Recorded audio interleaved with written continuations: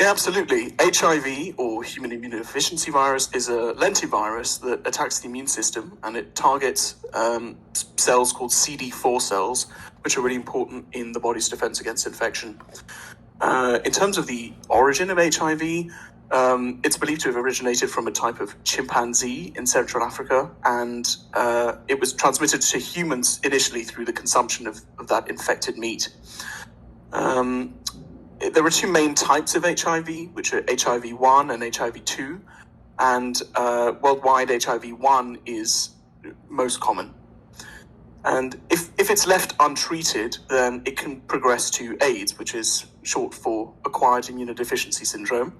And that's characterized by a severely weakened immune system, which makes individuals very, very susceptible to opportunistic infections, types of cancer, and so forth. Unfortunately, there is no cure for HIV or AIDS at the moment. However, the advancements in treatment, particularly antiretroviral therapy, have significantly improved the prognosis. So it's allowed individuals to live longer, healthier lives, essentially normal lives, provided they are treated with proper medical care and stick to their drug regimen. I see.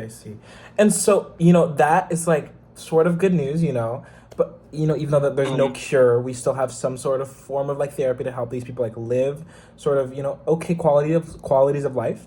And coming from like the Black community, I know that, my community is specifically affected most, or it's affected a lot by, especially during like the 80s and the 90s and the early 2000s, when there wasn't, very much care, and like with regards to AIDS patients.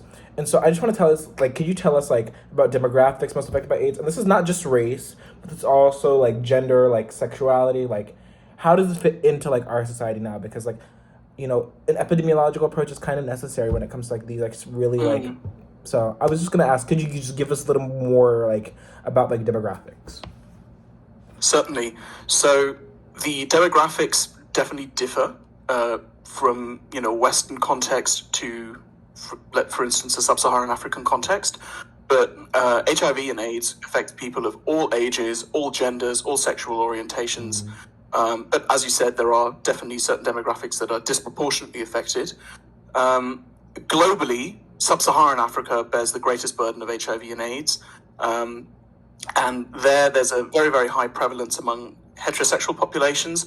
The reason for this is because contraception, condoms, safe sex measures are not, widely available, and they're not widely implemented in Africa, where HIV is endemic anyway.